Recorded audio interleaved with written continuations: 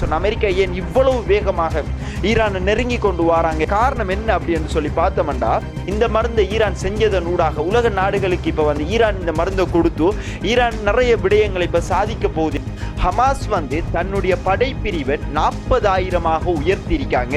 இப்படி பல ஆயிரக்கணக்கான பல லட்சக்கணக்கான உறவுகள் இன்னைக்கு காசாவுல பிரிஞ்சிருக்கு. பல லட்சக்கணக்கான உறவுகளினுடைய கதைகள் இதையும் விட பயங்கரமாக காசாவுக்குள்ள இருந்து கொண்டிருக்கு. பலஸ்தீன் தனிநாடாக உருவாக்கப்பட வேண்டும் அப்படிங்கிற சம்பந்தமாக பிரான்ஸ் தனது இறுதியான அதாவது ஃபைனல் டிசிஷனை முன் வச்சிருக்காங்க. என்ன அப்படின்னு சொன்னா,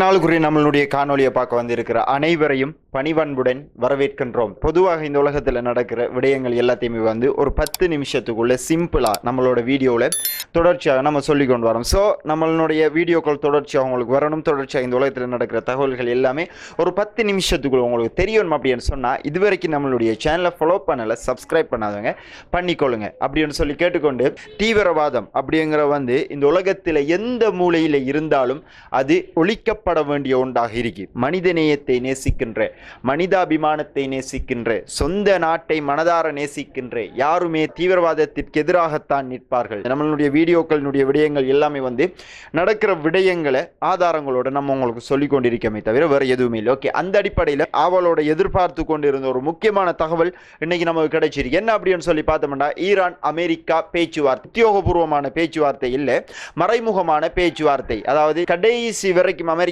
ட்ரை பண்ணி கொண்டு பார்த்தாங்க, ஈரான் நம்மளுடைய பேச்சுகளுக்கு கட்டுப்பட்டு எல்லாத்துக்குமே நமக்கு பின்னால வந்துரும் அப்படின்னு சொல்லித்தான் அமெரிக்கா எதிர்பார்த்தாங்க. பட் கடைசி வரைக்கும் அமெரிக்கா எதிர்பார்த்த எந்த ஒரு விடயங்களுமே அமெரிக்காவினுடைய பக்கம் சாதகமாக அமையல. ஈரான் சொன்ன ஒரே ஒரு விஷயம், உங்களுடைய பேச்சுகளுக்கு ஈரான் ஒருபொழுதும் கட்டுப்படாது, நேரடியாக உங்களுடைய பேச்சுவார்த்தைக்கு எந்த ஒரு சந்தர்ப்பத்திலும் ஈரான் வராது. அதே போன்று மறைமுக பேச்சுவார்த்தை ஈரான் வெறும் அப்படின்னு சொல்லியிருந்தாங்க. மறைமுக பேச்சுவார்த்தை அப்படின்னு சொல்லக்குள்ள அமெரிக்காவினுடைய முக்கியமான நோக்கம் எதுவாக இருந்துச்சு, ஈரானுக்கிட்ட இருக்கிற அணுசக்தியை இல்லாம செய்யணும். இதுதான் அமெரிக்காவினுடைய நோக்கமாக இருந்துச்சு. ஸோ எப்படியோ நாம மறைமுக பேச்சுவார்த்தைக்கு நம்ம போவோம் அப்படிங்கிற அடிப்படையில் ஈரான் அமெரிக்கா மறைமுக பேச்சுவார்த்தை இப்ப இந்த வீடியோ நாம இப்ப பேசிக்கொண்டிருக்கிற நேரங்களில் ஓமானுடைய தலைநகரமான மஸ்கட்ல இந்த பேச்சுவார்த்தை இப்ப ஆரம்பிச்சிருக்கு. ஈரான் அமெரிக்கா பேச்சுவார்த்தை மிக குறுகியதாக இருக்கும் அப்படிங்கிறதையும் ஈரானினுடைய முக்கியமான ஊடகம் செய்தி வெளியிட்டிருக்காங்க. அதாவது அமெரிக்கா டைரக்டா இப்ப ஈரானுக்கிட்ட கேட்க போறாங்க என்ன அப்படின்னு சொன்னா, நீங்க யுரேனியம் செறிவூட்டுறதை, அதாவது அணு ஆயுதம் உற்பத்தி செய்யறதை உடனடியாக ஈரான் நிறுத்தணும் அப்படின்னு சொல்லி அமெரிக்கா கேட்பாங்க. இதை ஈரான் ரிஜெக்ட் பண்ணுவாங்க. போர் ஒன்று வாரத்துக்குரிய சாத்தியம் இருக்கு அப்படிங்கிறத தான் ஈரானினுடைய ஊடகங்கள் இன்னைக்கு தெளிவான பல கருத்துக்களை சொல்லிக் கொண்டிருக்காங்க. அது மட்டும் இல்லாமல் இப்போ ஈரானினுடைய ஆர்மி, ஈரானினுடைய ஆர்ம்டு ஃபோர்ஸஸ் ஹை அலர்ட்ல இருந்து கொண்டிருக்காங்க. இந்த பேச்சுவார்த்தை சில நேரங்களில் தோல்வி அடையலாம். அப்படி தோல்வி அடைந்தால் ஈரான் மீது அமெரிக்கா தாக்குதல் நடத்தலாம். அமெரிக்காவினுடைய தாக்குதலை எதிர்கொள்வதற்காக ஈரானினுடைய IRGC, ஈரானினுடைய நேவி, ஈரானினுடைய இராணுவம் உட்பட அனைவரையும் ஏவுகணை நகரங்கள் இருக்கு. அந்த நகரங்கள் எல்லாம் ஹை அலர்ட்ல இருக்கணும். இவ்வாறான பேச்சுவார்த்தை எல்லாம் நடக்கிறதுக்குரிய மிக முக்கியமான காரணமாக இன்னைக்கு சொல்லப்பட்டு கொண்டிருக்கிற விடயம் என்ன அப்படின்னு சொன்ன, அமெரிக்கா ஏன் இவ்வளவு வேகமாக ஈரானை நெருங்கி கொண்டு வராங்க, காரணம் என்ன அப்படின்னு சொல்லி பார்த்தோம்னா, ஈரானின் அணு விஞ்ஞானிகள் தோல் புற்றுநோயை குணப்படுத்தும் யுரேனியம் 188 தயாரிப்பதில் வெற்றி பெற்றுள்ளார்கள் அப்படிங்கிற தகவலை ஈரானினுடைய அரசு ஊடகம் இந்த தகவலை வெளியிட்டிருக்காங்க.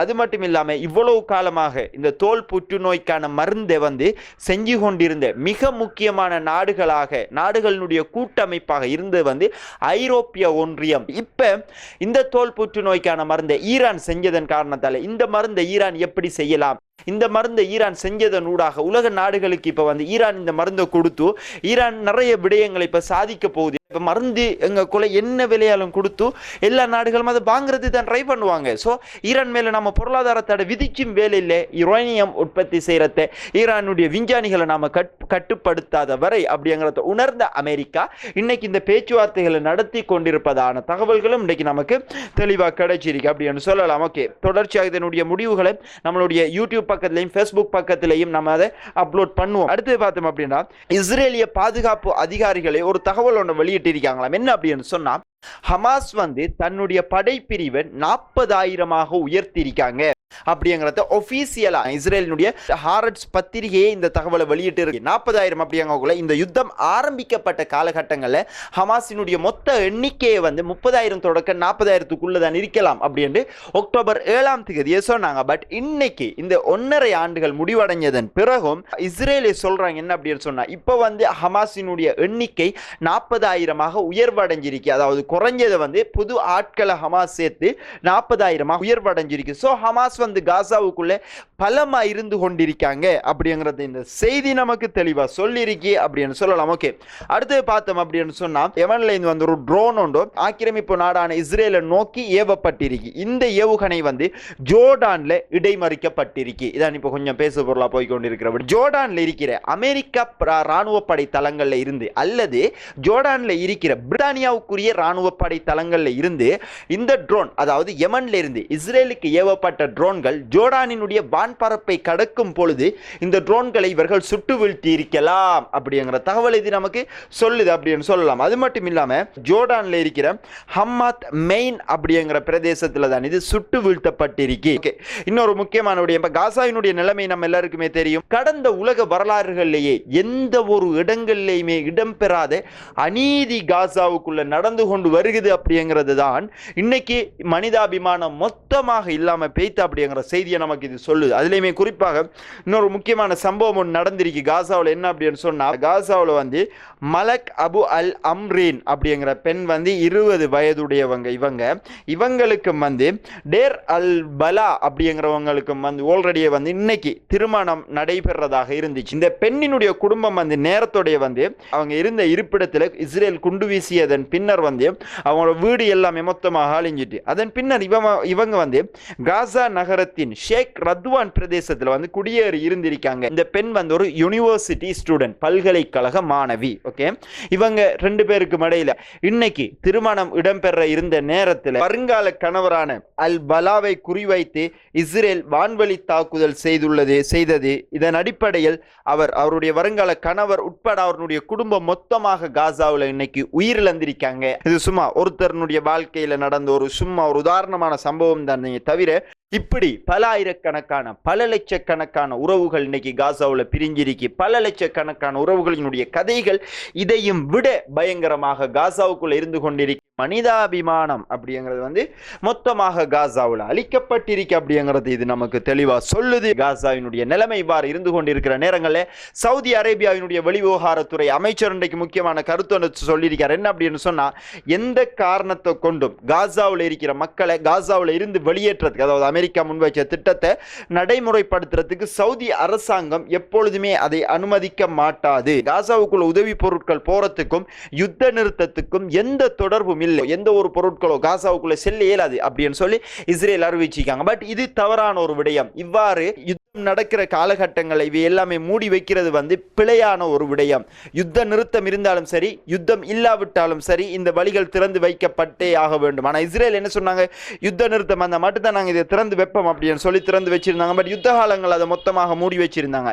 இது தவறு அப்படிங்கிறத சவுதி அரசாங்கம் சொல்லியிருக்கிறது முக்கியமான விடயங்கள் ஒன்றா இருக்கு. அது மட்டும் இல்லாம இந்த பலஸ்தீன் ஸ்டேட் சம்பந்தமாக, பலஸ்தீன் தனிநாடாக உருவாக்கப்பட வேண்டும் அப்படிங்கிற சம்பந்தமாக பிரான்ஸ் வந்து தனது இறுதியான, அதாவது ஃபைனல் டிசிஷனை முன்வச்சிருக்காங்க. என்ன அப்படின்னு சொன்னா, காசா குறித்து பிரான்சின் நிலைப்பாடு தெளிவாக உள்ளது. இருதரப்பு யுத்த நிறுத்தத்துக்கு பிரான்ஸ் எப்பொழுதுமே ஒத்து வருகின்றது.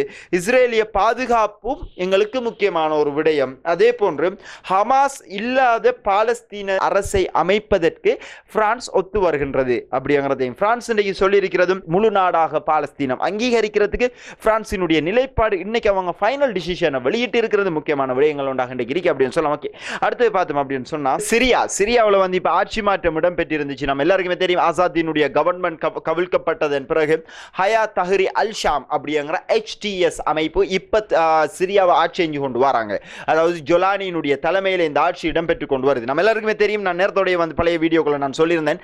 T4 ஏர்பேஸ் அப்படிங்கிற வந்து T4 அப்படிங்கிற ஏர்பேஸ் வந்து சிரியா துருக்கி அதுக்குள்ள வாரத்துக்கு இருந்தாங்க. பட் துருக்கி வாரத்துக்கு இடையில இஸ்ரேல் அதுக்குள்ள என்டரா இஸ்ரேல் வந்து வான்வழி தாக்குதல் செஞ்சு அந்த ஏர்பேஸை மொத்தமாக அழிச்சிருந்தாங்க அப்படின்னு சொல்லியிருந்தோம். பட் இப்போ கேம் இன்னமும் வேற மாதிரி மாறி இருக்கு. என்ன அப்படின்னு சொன்னா, சிரியாவில் துருக்கிய இராணுவ இருப்புக்கு இஸ்ரேல் ஆதரவு அளிக்கின்றது. துருக்கியோட ஒரு பேச்சுவார்த்தை ஒன்று அங்காராவில் இஸ்ரேலும் துருக்கியும் சேர்ந்து செஞ்சு கொண்டு வராங்க துருக்கியினுடைய தலைநகரத்தில். இதன் அடிப்படையில் துருக்கி வந்து சிரியாவுக்குள்ள ராணுவ தளம் அமைக்கிறதுக்கு இஸ்ரேல் அனுமதி கொடுக்கும் அப்படிங்கிறத இஸ்ரேலினுடைய டைம்ஸ் ஆஃப் இஸ்ரேல் இந்த தகவலை வெளியிட்டு இருக்கிறது. அது மட்டும் இல்லாம இந்த வாரம் முழுவதுமே வந்து துருக்கி இஸ்ரேலுக்கு பேச்சுவார்த்தை நடந்து கொண்டிருக்கி சிரியாவுக்குள்ள இப்ப நாங்க இருக்கோம் அப்படிங்கிறது. ஸோ இப்ப இதுல இருந்து நமக்கு தெளிவா விளங்குற விஷயம் என்ன அப்படின்னு சொன்னா, துருக்கி சிரியாவுக்குள்ள வந்துச்சு அப்படின்னு சொன்னா அது இஸ்ரேலுக்கு மிகப்பெரிய ஒரு பலமா இருக்கும்.